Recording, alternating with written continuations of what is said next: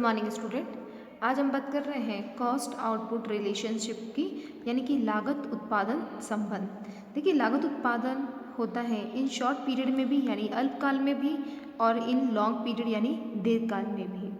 देखिए, इसमें क्या होता है कि जो शॉर्ट टाइम पीरियड कहते हैं, जिसमें हमारे पास में समय कम होता है, यानी कि आपके पास इतना समय नहीं रहता है कि आप सारे फैक्टर को, आप कह सकते हैं, कॉस्ट को चेंज कर पाए। यानी जो भी प्रोड्यूसर होता है वो इस कह सकते हैं इस एडजस्टमेंट में वो सारी की सारी मार्केट के अकॉर्डिंग अपनी सारी चेंजेस हैं वो इसमें कर पाए, क्योंकि समय कम रहता है।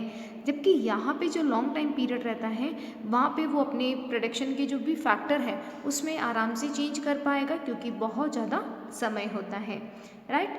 तो अभी हमने जो प्रीवियस वीडियो में डिस्कस किया था कि बहुत तरह की कॉस्ट होती हैं, उसके बारे में डिस्कस किया था, ठीक है। तो यहाँ पे कह सकते हैं शॉर्ट टाइम पीरियड में बहुत लिमिटेड चेंज है वही पॉसिबल होते हैं, चेंज कर सकते हैं। तो कॉस्ट के जो चैप्टर रहता है इसमें यहाँ इंपॉर्टेंट क्वेश्चन आता है कि कॉस्ट एंड आउटपुट रिलेशनशिप को बताइए, यानी लागत उत्पादन संबंध को। अब आपसे वो टाइम पीरियड दे सकता है कि अल्पकाल में लागत उत्पादन संबंध समझाइए या दीर्घकाल में लागत उत्पादन संबंध समझाइए। तो चलिए बात करते हैं सबसे पहले कि इसमें क्या कौन कौन सी कॉस्ट होती है जो इम्पॉर्टेंट रहेगी। सबसे पहले बात करते हैं टोटल कॉस्ट, यानी कि जो आपकी कुल लागत है उसके बारे में। तो टोटल कॉस्ट को हमने 2 पार्ट में डिवाइड किया है। First is a total fix cost, यानी कुल स्थायी लागत, और आप कह सकते हैं सेकंड टोटल वेरिएबल कॉस्ट, यानी कुल परिवर्तनशील लागत। यानी कि जो भी प्रोड्यूसर होता है वो जो भी उत्पादन करता है तो उसको 2 तरह की कॉस्ट पे करनी होती हैं। क्लियर है आपको? चलिए इसे समझते हैं एक डायग्राम से, जिसमें देखिए हमने ओ एक्स पे लिया है क्वांटिटी ऑफ प्रोडक्शन और ओ वाई पे लिया है कॉस्ट को। ये जो फिक्स कॉस्ट है यानी टोटल फिक्स कॉस्ट है, ये आपके क्या कहते हैं स्थिर रहती है, यानी फिक्स्ड रहती है। इसका उत्पादन के साथ में कोई संबंध नहीं होता है, ध्यान रखिएगा, उत्पादन के साथ में इसका कोई संबंध नहीं रहेगा। जबकि जो ये टोटल आप कह सकते हैं परिवर्तनशील लागत है, या कह सकते हैं इसे आप कुल परिवर्तनशील लागत या टोटल वेरिएबल कॉस्ट, ये प्रोडक्शन के साथ में, उत्पादन के साथ में प्रत्यक्ष रूप से जुड़ी हुई होती हैं। परिवर्तनशील लागत नाम से ही पता है कि जो प्रोडक्शन इंक्रीज होने के साथ और डिक्रीज होने के साथ जो बदलती है, यानी उत्पादन चाहे आप ज़्यादा करें चाहे उत्पादन कम करें, ये वेरिएबल कॉस्ट यानी परिवर्तनशील लागत चेंज होती हैं। जबकि फिक्स कॉस्ट प्रोडक्शन के साथ में चेंजेस नहीं होगा। जब टोटल फिक्स कॉस्ट और टोटल वेरिएबल कॉस्ट ये दोनों रिसीव्ड हो जाए या दोनों मिल जाए तो ये क्या कहलाएगी? कुल लागत। क्योंकि अभी हमने बात की टोटल कॉस्ट में 2 तरह की कॉस्ट होती हैं, टोटल वेरिएबल कॉस्ट और टोटल फिक्स्ड कॉस्ट। क्लियर है? तो चलिए इसके बारे में डिस्कस करते हैं कि क्या होती हैं दोनों कॉस्ट। करते हैं इनकी मीनिंग की। टोटल फिक्स कॉस्ट और टोटल वेरिएबल कॉस्ट क्या होती है। टोटल फिक्स कॉस्ट यानी कुल स्थायी लागत। Total fix cost are those cost which do not change in short period on change in production, they rather remain fixed and unchange. यानी कि जो स्थायी लागत होती है, कुल स्थायी लागत, वो उत्पादन के परिवर्तन के साथ में परिवर्तन नहीं होती है। अल्पकाल के समय में वो उत्पादन के परिवर्तन के साथ में परिवर्तन नहीं होगी, यानी कि ये अनचेंज रहती हैं और फिक्स्ड रहती हैं। कौन से टाइम पीरियड में? शॉर्ट टाइम पीरियड में। तो फिक्स कॉस्ट अपने प्रोडक्शन के साथ में चेंजेस नहीं होगी। जबकि अगर हम बात करें total variable cost, the cost increase on decrease with the quantity of production are known as a fix variable cost. जो उत्पादन के साथ में बढ़ती हैं और उत्पादन के साथ में कम होती हैं वो क्या कहलाएगी? वेरिएबल कॉस्ट कहलाएगी। यानी कि वेरिएबल कॉस्ट उत्पादन के साथ में कनेक्ट होती हैं, यानी कि क्या कहलाती हैं? आपकी परिवर्तनशील लागत जो होती है वो उत्पादन के साथ में कम होती हैं और उत्पादन के साथ ही ज़्यादा होती हैं। इसीलिए हम कह सकते हैं कि जो वेरिएबल कॉस्ट होती है उसका पूरा का पूरा डायरेक्ट प्रत्यक्ष रूप से संबंध किसके साथ होता है? उत्पादन के साथ में। जबकि फिक्स्ड कॉस्ट जो होती है वो अनचेंज रहती है। आपका प्रोडक्शन चाहे 0 हो, चाहे आपका प्रोडक्शन बड़ा हो या कम हुआ हो, वो आपकी जो फिक्स कॉस्ट होती है वो कभी भी परिवर्तन नहीं होगी, वो फिक्स्ड ही रहेगी। देखिए इसमें हम एक डायग्राम देखते हैं। ओ एक्स पे हमने क्वांटिटी ऑफ प्रोडक्शन और ओ आई पे कॉस्ट बताया है। फिक्स कॉस्ट यहाँ पे हमने एक हॉरिजॉन्टल लाइन के रूप में बताया है, जो कि जीरो से कभी स्टार्ट नहीं होती, क्योंकि प्रोडक्शन जीरो भी हो तो भी आपकी फिक्स कॉस्ट होती है। जब फिक्स कॉस्ट और वेरिएबल कॉस्ट इन दोनों को कनेक्ट करते हैं तो वो कहलाती है टोटल कॉस्ट। क्लियर है? आपने देखा कि यहाँ पे फिक्स कॉस्ट अगर हम बात करें OM क्वांटिटी की, यानी कि OM प्रोडक्शन की बात करते हैं, तो वहाँ पे फिक्स कॉस्ट कितनी है आपकी AM, यानी फिक्स कॉस्ट कहाँ पे है ए वाले पॉइंट से लेकर M तक। क्लियर है? उसी तरह से और आपका यहाँ इस OM पे फिक्स कॉस्ट तो आपकी हो गई OM, जबकि आपकी वेरिएबल कॉस्ट कितनी होगी AB, यानी कि यहाँ पे फिक्स कॉस्ट कितनी है आपकी MA, और जबकि वेरिएबल कॉस्ट कितनी है आपकी AB। क्लियर है? तो इन दोनों को जब आप कनेक्ट कर दोगे तो ये आपका टोटल कॉस्ट बन जाएगी। जब हम बात करते हैं OM1 की, ये तो बात की हमने OM प्रोडक्शन की, ठीक है। अगर हम बात करें OM1 प्रोडक्शन की, यानी कि जब उत्पादन OM1 यानी ज़्यादा हो जाए तो आपके फिक्स्ड और वेरिएबल कॉस्ट कितनी होगी, तो M1 से लेकर K, यानी कि यहाँ पे देखिए यहाँ पे भी फिक्स कॉस्ट इतनी ही थी, और आपका उत्पादन जब बड़ा है यानी कि OM1 क्वांटिटी बड़ी है, इतनी बड़ी है, फिर भी आपकी फिक्स कॉस्ट क्या है सेम ही है, यानी कि KM1। तो यहाँ पे KM1 आपकी फिक्स्ड कॉस्ट है, जबकि वेरिएबल कॉस्ट क्या है वो ज़्यादा हो गई है, AB के कंपैरिजन में ज़्यादा है, कितनी है DK। तो यहाँ पे देखिए DK आपकी वेरिएबल कॉस्ट है, और जबकि ये KM क्या है फिक्स कॉस्ट। तो इसका मतलब है कि यहाँ पे आपने देखा कि वेरिएबल कॉस्ट जो AB थी वो बढ़कर कितनी हो गई है DK, यानी इतनी ज़्यादा बढ़ गई है। तो उत्पादन के साथ में जो बढ़ती है वो कौन सी होगी आपकी वेरिएबल कॉस्ट। इसीलिए इसे प्रत्यक्ष लागत भी कहते हैं, क्योंकि ये उत्पादन के साथ जुड़ी हुई होती है। जबकि उत्पादन इतना इंक्रीज होने पर भी फिक्स कॉस्ट हमारी क्या रहती है रिमेन, यानी कि अनचेंज रहेगी, इसमें कोई परिवर्तन नहीं आएगा। इसलिए जो आपकी टोटल फिक्स कॉस्ट होती हैं इसे हम सप्लीमेंट्री कॉस्ट भी कह सकते हैं, यानी कि पूरक लागतें। इसे हम जनरल कॉस्ट यानी सामान्य लागतें भी कह सकते हैं फिक्स कॉस्ट को। साथ ही साथ हम इसे इनडायरेक्ट कॉस्ट भी कहते हैं, क्योंकि ये प्रोडक्शन के साथ में प्रत्यक्ष रूप से जुड़ी हुई नहीं होती हैं, इसीलिए अप्रत्यक्ष लागत कहलाती हैं। इसके साथ में इसे ओवरहेड कॉस्ट भी कहते हैं।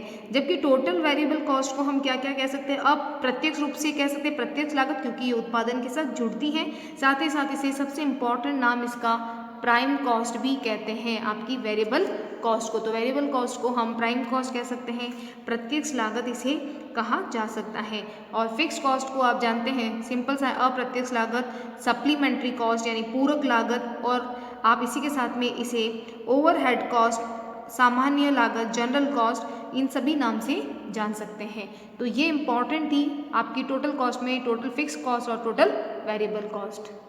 बात करते हैं नेक्स्ट कॉस्ट की, यानी कि एवरेज कॉस्ट, यानी इसे एवरेज कॉस्ट और यूनिट कॉस्ट भी कह सकते हैं। औसत लागत तथा इकाई लागत। अब अभी हमने कुल लागत की बात की थी, टोटल कॉस्ट, उसको 2 पार्ट्स में डिवाइड किया था, टोटल फिक्स कॉस्ट और टोटल वेरिएबल कॉस्ट। अब हम बात कर रहे हैं एवरेज यूनिट कॉस्ट की। Per unit cost of any commodity is known as a average और यूनिट कॉस्ट। सिंपल है, किसी वस्तु की प्रति इकाई लागत को हम औसत और इकाई लागत कहते हैं। अगर हम पर यूनिट कॉस्ट की बात करते हैं तो किस कॉस्ट की बात कर रहे हैं, एवरेज कॉस्ट की। क्लियर है? It may be calculate by dividing the total cost by the number of produce unit. Simple है कि जितना आपने कुल इकाइयाँ जो उत्पादित की है, जो भी अपने कुल लागत कह सकते हैं, उसमें उत्पादित इकाइयों का अगर हम भाग दे देंगे तो वो आपकी एवरेज कॉस्ट आ जाएगी। यानी कि अगर हमने टोटल आपका वेरिएबल, आप कह सकते हैं टोटल, अगर आपकी कॉस्ट में जब आप जितना भी आउटपुट प्रोडक्शन कर रहे हो उसका डिवाइड कर दोगे तो वो क्या कहलाएगी, एवरेज कॉस्ट कहलाएगी। क्लियर हुआ? यानी कि आपने किसका डिवाइड किया है, टोटल जितना भी आपने कुल लागत है, उस कुल लागत में आपने जितनी भी यूनिट प्रोडक्शन किया है उसका अगर हमने डिवाइड कर दिया है तो वो सारी की सारी क्या कहलाएगी, एवरेज कॉस्ट कहलाएगी। तो total cost upon output. Average cost में भी क्लासीफाई इन 3 पार्ट्स, यानी कि औसत जो लागत होती है उसे 3 पार्ट में डिवाइड करते हैं। सबसे पहले बात करते हैं average variable cost. When total variable cost is divide by the number of production unit. Simple है कि अगर हमने अभी बात की थी कि जब हम टोटल वेरिएबल कॉस्ट को आउटपुट से डिवाइड कर देंगे, ध्यान रखिएगा, टोटल वेरिएबल कॉस्ट को डिवाइड करेंगे आउटपुट से तो वो बन जाएंगी एवरेज वेरिएबल कॉस्ट। इसे हम TVC अपॉन आउटपुट भी कह सकते हैं। या फिर अगर हमें क्वेश्चन में अगर TVC निकालना है और आपको एवरेज कॉस्ट दे रखी है और आपको एवरेज फिक्स कॉस्ट दे रखी है तो इनका जो अंतर होगा वो एवरेज वेरिएबल कॉस्ट होगा। तो यहाँ पे यानी कि average cost is divide in 3 parts. First is average variable cost, तो अभी हमने एक की बात की है एवरेज वेरिएबल कॉस्ट। जब हम टोटल वेरिएबल कॉस्ट में हम आउटपुट को डिवाइड करेंगे तो वो आपकी कौन सी कहलाएगी, औसत परिवर्तनशील लागत कहलाएगी। यानी कि औसत परिवर्तनशील लागत आप कह सकते हैं एवरेज जो आपकी वेरिएबल कॉस्ट है उसमें ध्यान रखना है कि ये कह सकते हैं ये घटती रहती है यानी कि कम होती रहती है अपने मिनिमम पॉइंट पे जाने के बाद में, यानी कि मिनिमम पॉइंट जब आता है उसके बाद ये इंक्रीज होगी। तो देखिए यहाँ पे हमने एक डायग्राम बनाया है, OX पे हमने क्वांटिटी ऑफ प्रोडक्शन और OY पे एवरेज वेरिएबल कॉस्ट को बताया है। क्लियर है?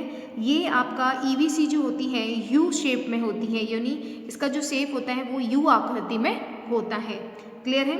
अपने मिनिमम पॉइंट में यानी कि जहाँ ये मिनिमम पॉइंट आता है A पॉइंट, यानी जब क्वांटिटी OQ जब आप प्रोड्यूस कर रहे हो, OQ आप उत्पादन करते हो तो ये मिनिमम पॉइंट पे आ गया A।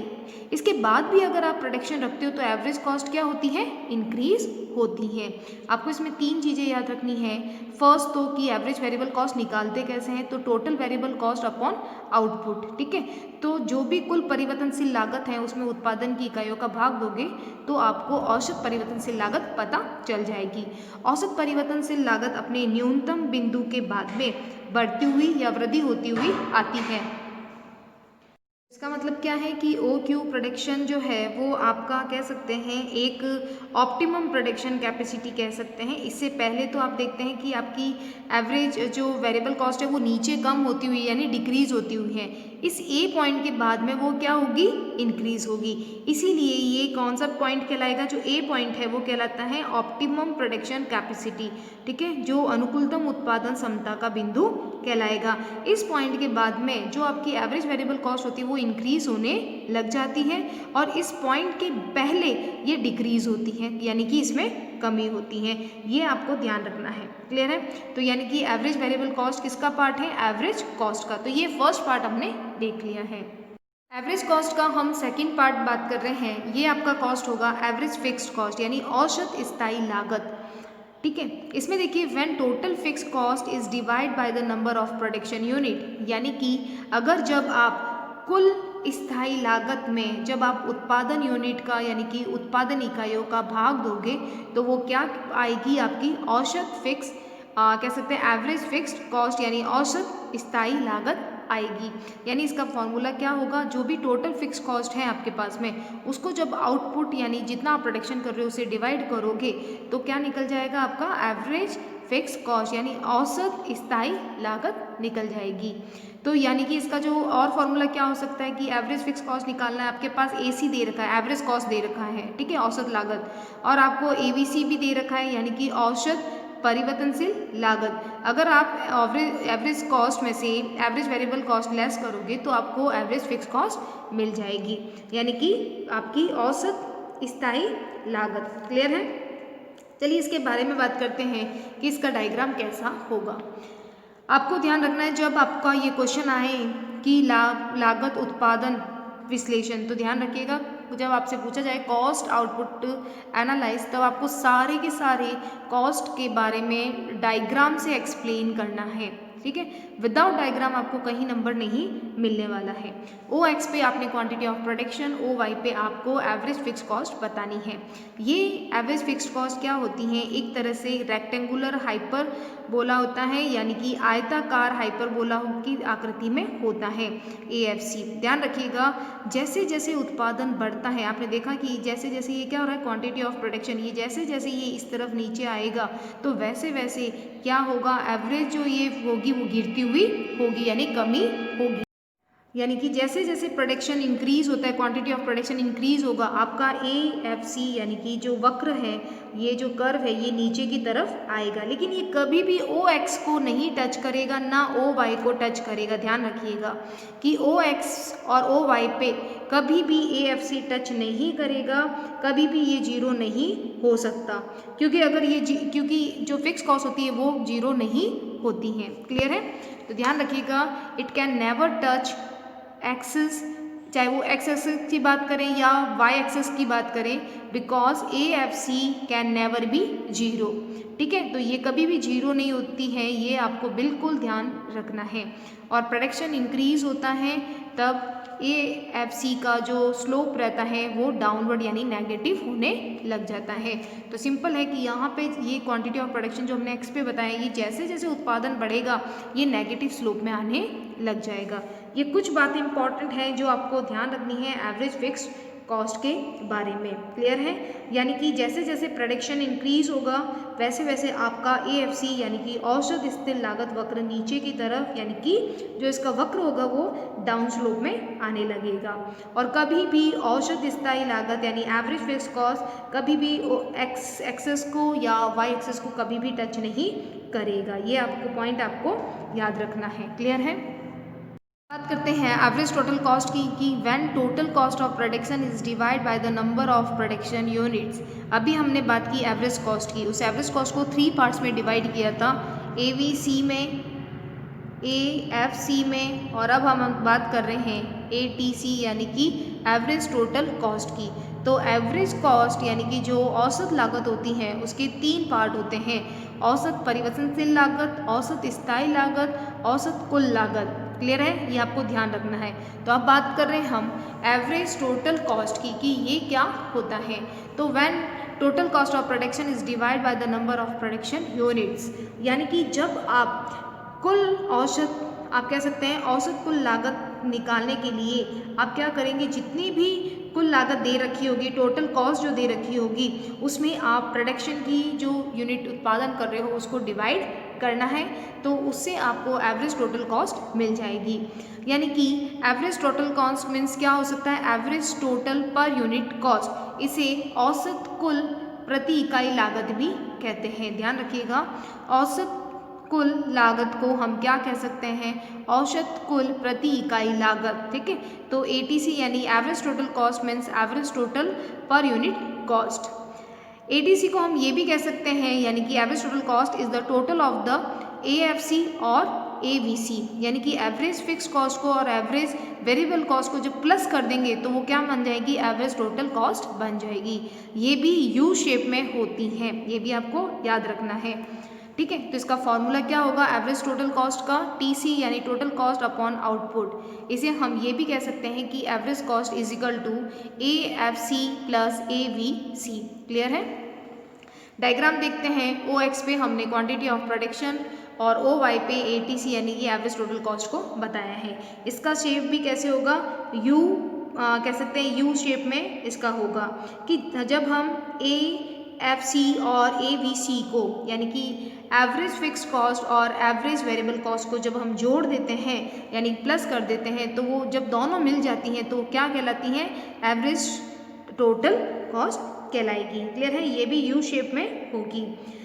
इसमें क्या होता है कि जब भी ये अपने मिनिमम पॉइंट पे, यानी कि ये अपना जो मिनिमम पॉइंट आता है, मिनिमम पॉइंट यानी ये इसका प्रोडक्शन की कैपेसिटी का जो कह सकते हैं ऑप्टिमम पॉइंट होता है, अनुकूलतम उत्पादन क्षमता का बिंदु है A। इसके बाद में ये इंक्रीज होती जाती है, जैसा हमने AVC में बात की थी एवरेज वेरिएबल कॉस्ट में, सेम ऐसे ही है कि ये अपने मिनिमम पॉइंट के बाद में क्या होगा, इस बिंदु के बाद में वो इंक्रीज होने लग जाती है, यानी कि जो आपकी एवरेज कॉस्ट है वो बढ़ने लगेगी। और इसके पॉइंट से पहले क्या होता है, इसके पॉइंट से पहले ये क्या होती हैं, ये डिक्रीज होती हैं। ये आपको पॉइंट याद रखने हैं।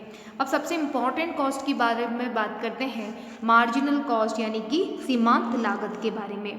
ठीक है, the increase in the total cost due to production of an additional unit is known as MC यानी कि मार्जिनल कॉस्ट। सिंपल है, कि एक अतिरिक्त इकाई का उत्पादन करने के लिए कुल लागत में होने वाली वृद्धि को हम क्या कहते हैं, सीमांत लागत कहते हैं। आप जानते हैं मार्जिनल कॉस्ट का मतलब क्या होता है, एडिशनल यूनिट के नाम से जानी जाती है। मार्जिनल यूनिट यानी सीमांत जो लागत होती है वो एडिशनल अतिरिक्त लाभ आप कह सकते हैं इकाई के रूप में जानी जाती है।